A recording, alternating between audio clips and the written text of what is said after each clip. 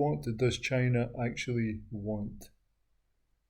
Over the last several months, in fact over the last several years, much has been said about China and the apparent Chinese antagonism towards the West. Is this true, or is this anti-Chinese propaganda? Writing this article from the West, it is easy to believe what Western governments tell us because, well, they have never lied to us before, have they? Writing this article from the West, it is unusual to see both viewpoints born from two different views of the world and social structures, born from a near complete misunderstanding from both sides. While it is true, surveillance across Chinese society can be classed as extreme, while it is true there is oppression of specific ethnic minorities, while it is true Chinese hackers actively search for secrets and important IP, while it is true there is an alarming increase in Chinese demands upon neighbouring territorial rights, it is also true the West is far from perfect, and the level of insidious global corporatism may be viewed by some as just as much of a threat to freedom as the Chinese state. But, importantly, what is China? To many decision makers in the West, China is enigmatic, a mystery that cannot be understood. Partially because of this, it is classed as a risk, and so the decision makers of the West make decisions based on fragmented knowledge, creating errors of judgment that perpetuates the myths surrounding China. China is perceived as a risk because it conducts activities in a way which is logical to China, yet is different to how we do things in the West. This is viewed by the West in terms of uncertainty, and, as we all know, humans, regardless of culture, are genetically hardwired to view uncertainty as a threat. Sometimes risk is real, yet sometimes it is only perceived to be real and is always useful to sell newspapers or control through manufactured fear. We are indeed far from perfect. For sure we have our own political prisoners and surveillance, and certainly curbs on free speech as the enemies of civilization pour across porous borders to actively undermine society and freedom. Therefore, when China looks at the West, what does it see? It sees chaos and a flawed system called democracy that has been hijacked by the woke and by the enemies of the West. So, exactly what is China? To understand what China is today, one must understand what China was yesterday and extrapolate to what China will be tomorrow. China is an empire in exactly the same way as Russia and even to some extent the United States. Whether the Chinese government agrees with this or not is irrelevant. It is still an empire. All empires require strong central control because otherwise there is often extreme conflict within the confines of the empire. History teaches us that when China was devoid of strong central control, there was constant civil war and the needless slaughter of countless millions as warring parties fought for control. The tsunami of civil war and conflict ravaged the entirety of China for centuries, so that indeed it became the bitter sea. In some regions, the population was slaughtered into oblivion as the ancient civilization was virtually destroyed.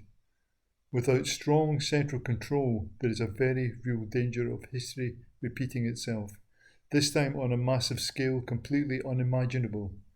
The Chinese government understands this, which is why there is strong central control.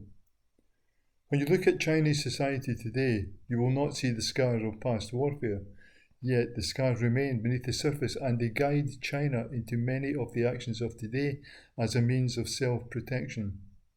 Indeed, the Chinese psyche is haunted by demons, yet aren't we all? Because of this, we should be able to understand how the actions of the past quite often rise from the depths to sculpt our behaviour and our perceptions. We can't help it. It's part of what makes us human, and, fearful or not, we are all human and we all live under the same sun. We have more in common than we have which divides us. The resilience and survivability of a people that has gone through so much prolonged trauma is indeed a worthy but painful testament to human nature, that which should be congratulated and not viewed as a risk.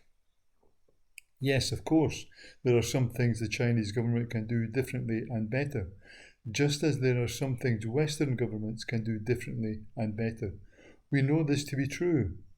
We understand there is much we can learn from one another, and in doing so, increase our chances of a wider survivability in this era of great change.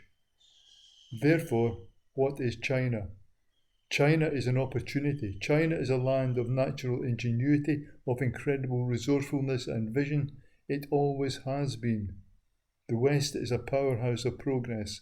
It is not intelligent of either of us to squander finite resources upon perceived threats, just because we do things differently from one another, just because we do not understand one another.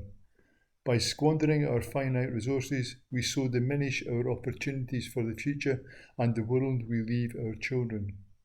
And yet, think of what may be achieved when we can work together to overcome and to accept our differences to secure a more stable future, because after all, we all live under the same sun.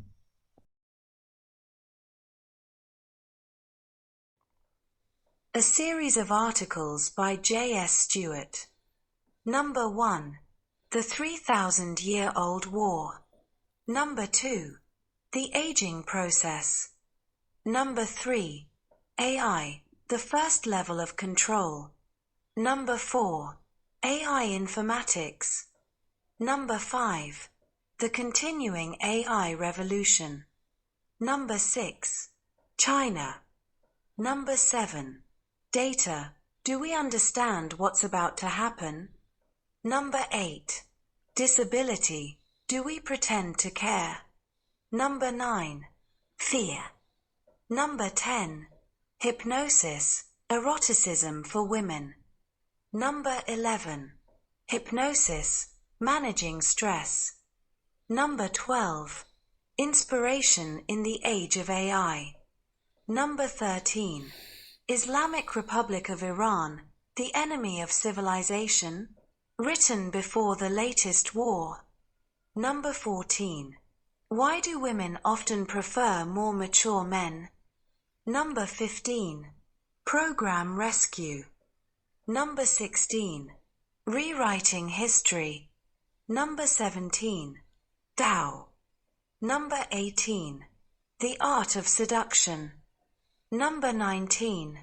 The Audacity of Hope. Number 20. The Essence of Negotiation. Number 21. The Future of Warfare.